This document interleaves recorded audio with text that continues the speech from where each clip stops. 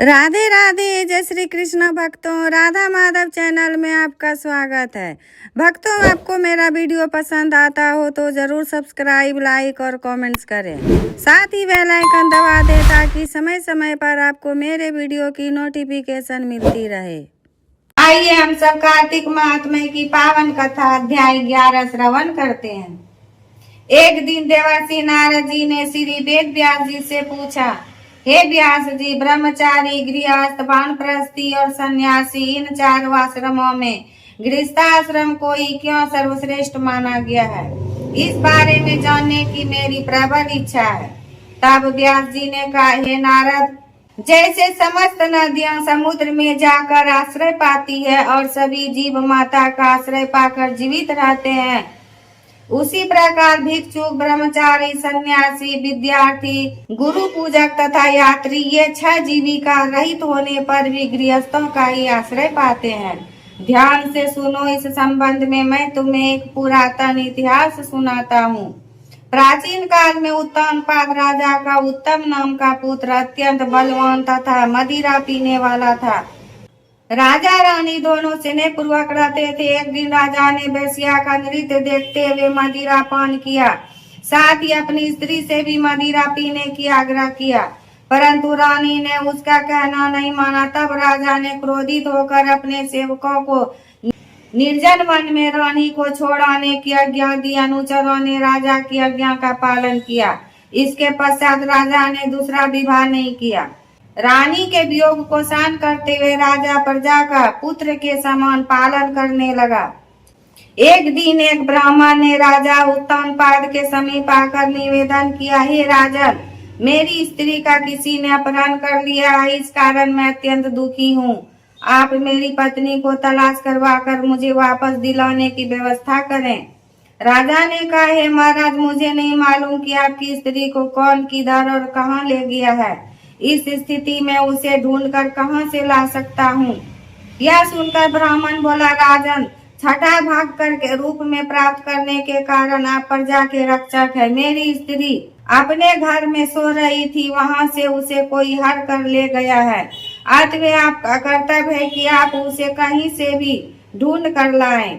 राजा ने कहा, हे विप्र, मैंने आपकी स्त्री को कभी नहीं देखा है और न ही मैं यह जानता हूँ कि वह कैसे रंग, रूप व स्वभाव वाली है।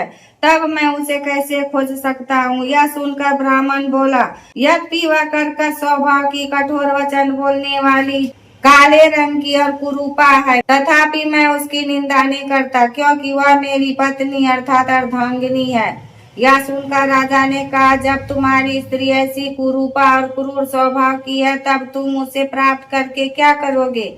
उसके स्थान पर मैं तुम्हें अत्यंत सुंदर, शील स्वभाव की अन्य स्त्री दे सकता हूँ। ब्राह्मण ने कहा, राजन, मेरी पत्नी मेरे धर्म कर्म की अर्धांगिनी है, अतः उसकी रक्षा करना मेरा परम धर्म है। जो पुरुष अपनी स्त्री की सुरक्षा नहीं करता, उसके वर्ण संकर संतान उत्पन्न होती है और उसके भीतर नरकवासी होते हैं।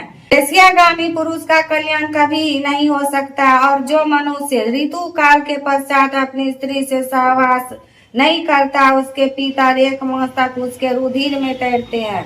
ब्राह्मण के ऐसे वचन सुनकर राजा अपने शस्त्रास्त्र लेकर और रथ पर सवार होकर उस स्त्री को खोजने चल दिया।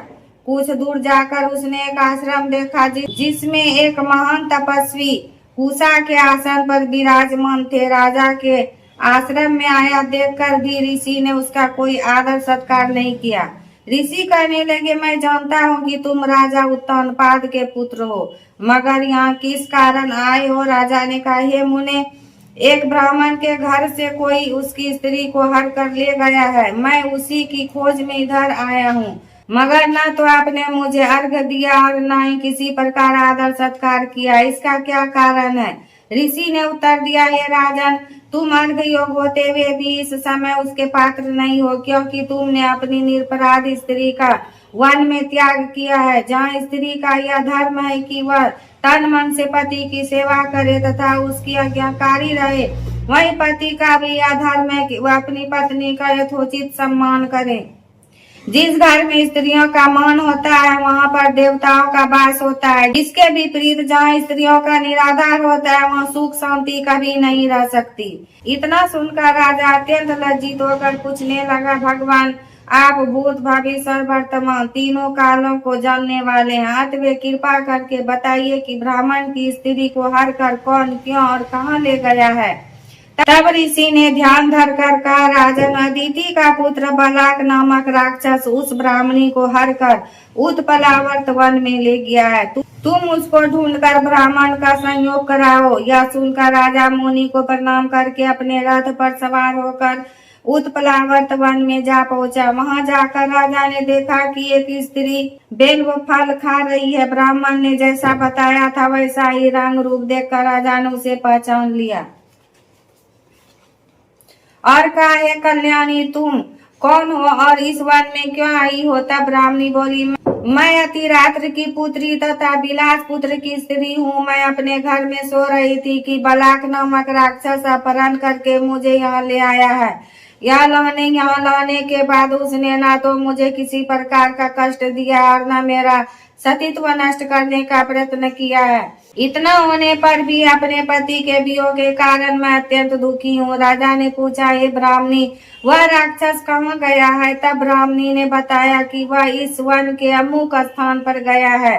जब राजा ब्राह्मणी द्वारा बताए स्थान पर पहुंचा तो राक्षस देखते ही राजा के चरणों में गिरकर बोला, राजन मेरे लिए क्या आज्ञा है।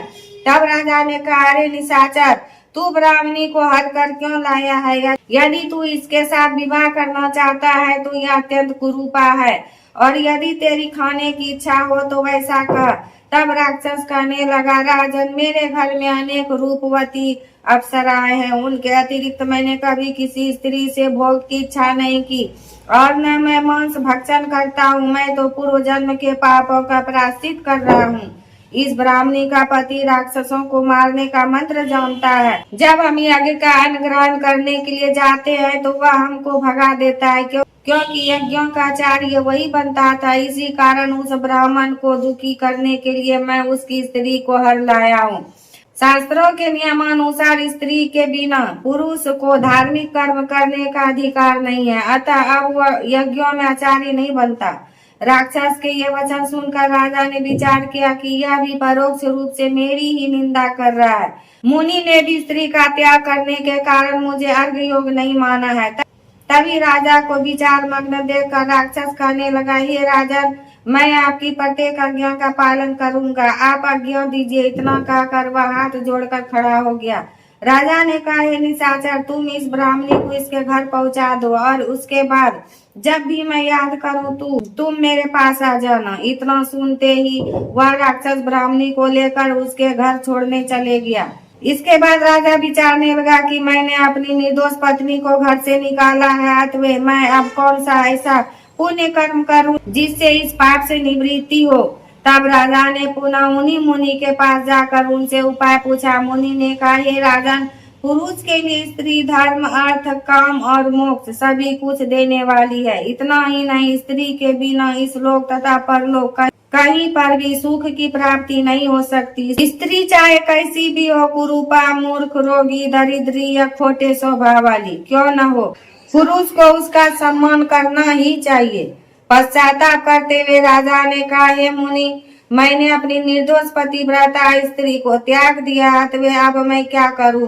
मुनि ने कहा, हे राजन तुम्हारी स्त्री को अकेली वन में घूमते हुए देखकर सतापात नामक नाग उसे पाताल लोक में ले गया है। उस नाग की नंदा नाम की एक कन्या है जिसने उसको घर में छिपा रखा। यह सुनकर राजा वहां से अपने घर आया तो ब्राह्मण को स्त्री सहित अपने घर में देखकर अत्यंत प्रसन्न हुआ। इसके बाद राजा ने जो ही बलाक राक्षस को याद किया वह तुरंत उपस्थित हो गया। तब राजा ने उसे पाताल लोक से अपनी स्त्री लाने का आदेश दिया। आज्ञा मिलते ही बलाक पाताल लोक गया और वहां से राजा की स्त्री लाकर उसको सौंप दी। तदंतर राजा और रानी स्नेह पूर्वक रहने लगे। नारद जी ने अंत में कहा, हे राजा पृथुवर गृहस्थाश्रम महात्मा, हमने तुमको विस्तार पूर्वक सुनाया, अब और क्या सुनना चाहते हो सो कहो। इति 11वां अध्याय संपूर्ण हुआ। राधे राधे, जय श्री कृष्ण।